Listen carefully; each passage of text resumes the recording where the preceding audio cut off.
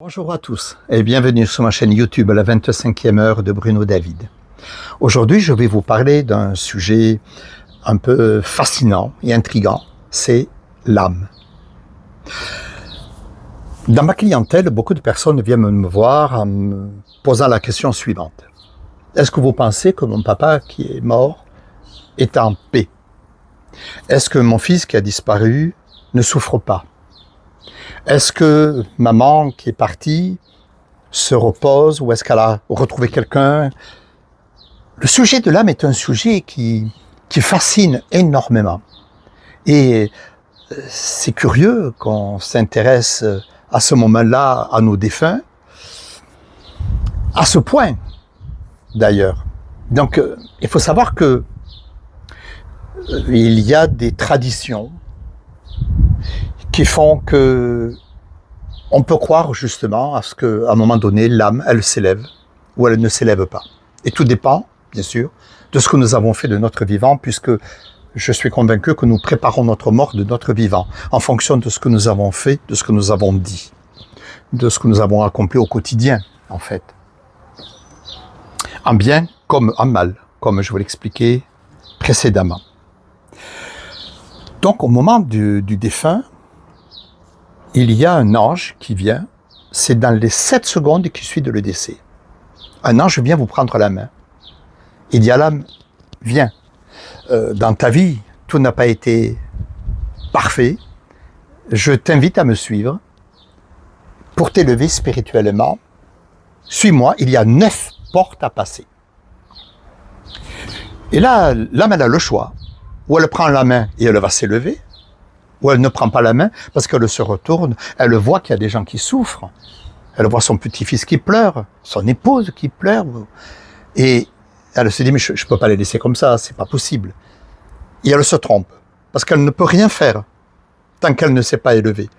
Elle ne peut rien faire. Alors vous comprenez très bien qu'il y a une grande différence entre un bébé, un enfant, qui décède brutalement, qui n'a rien à se reprocher, son âme va s'élever immédiatement. Alors qu'un adulte, en fonction de tout ce qu'il a accompli dans sa vie terrestre, ça va être un peu plus long, parce qu'il n'y a pas de temps là-haut, il n'y a pas de temps terrestre. On peut passer les portes très rapidement, comme au contraire, s'éterniser, recommencer. Parce qu'en fait, c'est comme un diplôme, vous voyez. C'est comme si on passe un diplôme, on va passer la première porte, et puis à la fin, il y a un examen, on réussit, on passe à la deuxième porte, et on continue comme cela. Prenons le cas de la première porte. Première porte, ça concerne notre propre personnalité. Donc on va lui dire là-haut, ok, est-ce que tu t'es aimé sur Terre? Qu'est-ce que tu as fait pour toi, ta personne, toi? Qu'est-ce que tu as accompli? Est-ce que tu es heureux de ce que tu as fait de ta personne? Et etc. Beaucoup de questions comme cela. Et là, on se doit d'être honnête, sincère. Et on va passer l'examen, et peut-être qu'on va obtenir notre diplôme, qui va nous permettre de passer à la seconde porte. Seconde porte, c'est l'autre. L'autre, c'est qui que ce soit l'autre. Ce n'est pas péjoratif. Quel a été ton rapport avec l'autre? Et quel a été le rapport de l'autre avec toi? Est-ce que tu t'es bien occupé de l'autre? Et est-ce que tu penses que l'autre s'est bien occupé de toi? Qu'est-ce que tu as apporté à l'autre? Est-ce que tu as aimé l'autre? Est-ce que tu l'as détesté? Qu'est-ce que tu as fait vraiment? Beaucoup de questions. Et là aussi, on a le diplôme ou on ne l'a pas. Si on ne l'a pas, c'est qu'on a peut-être menti, ou qu'on a raconté des salades, ou que l'âme, elle a dit, bon, non, ça va, je n'ai pas été si méchant que ça. Non, non, non, non. On ne peut pas tricher là. Donc, troisième porte. Imaginons, j'ai réussi, je passe à la troisième porte, et là c'est la famille. Quel a été ton rapport avec la famille? Est-ce que tu as donné ce qu'il fallait à ta famille? Est-ce que tu t'es bien occupé de la famille? Est-ce que tu as aimé ta famille? Est-ce que tu penses que tu as été présent? Et etc. Et des questions, il y en a beaucoup, beaucoup, beaucoup. Quatrième porte, c'est le travail. Est-ce que tu t'es accompli? Est-ce que tu as accompli quelque chose avec passion? Est-ce que tu as eu une mission? Est-ce que tu l'as bien accompli? Est-ce que tu penses que tu t'es accompli, professionnellement parlant, matériellement parlant?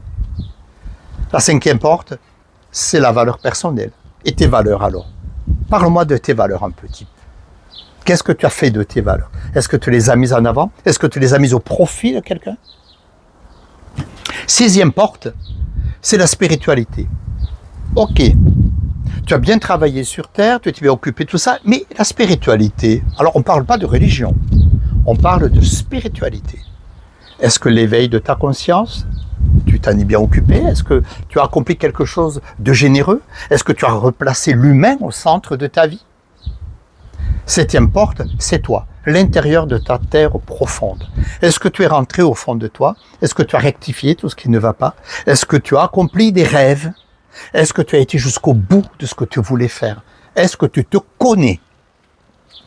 8e porte, c'est la renaissance. Alors parle-moi un petit peu de ta renaissance. Est-ce que tu as accompli ou est-ce que tu t'es remis en question? Ou est-ce que tu as amené les gens? Est-ce que tu leur as donné la chance?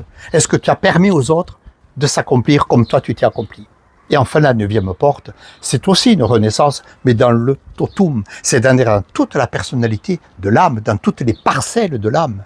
Et là, on va reconstruire dans la 9e porte tout ce que tu n'as pas pu accomplir. On va tout reconstruire, on va recoller les morceaux, on va remettre le puzzle en place. Voilà en gros comment ça se situe, cette histoire de l'âme. Et après l'âme, elle peut redescendre. Et là, c'est ce qu'on appelle la rédemption, puisqu'elle va, selon certaines croyances bien sûr, elle va revenir vers une personne qu'elle aura choisie.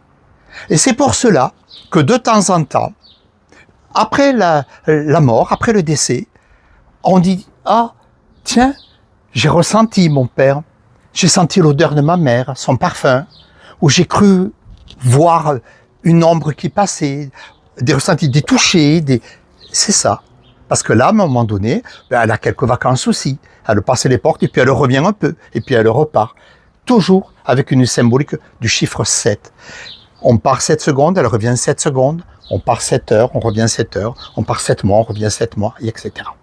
Voilà un peu toute cette histoire de l'âme qui est bien sûr fascinante et qui demanderait d'être développée pendant des heures et des heures.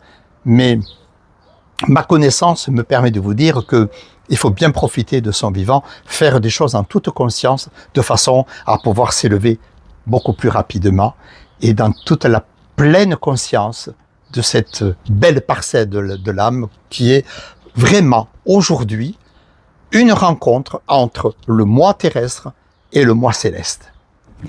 Voilà, j'espère vous avoir apporté encore une petite lumière qui ne peut se passer que dans cette 25e heure, bien sûr. Abonnez-vous à ma chaîne si ce n'est déjà fait, c'est gratuit. Pour moi, c'est beaucoup. Et puis, je vous dis à très bientôt. J'ai encore tellement de choses à vous dire. Bye bye.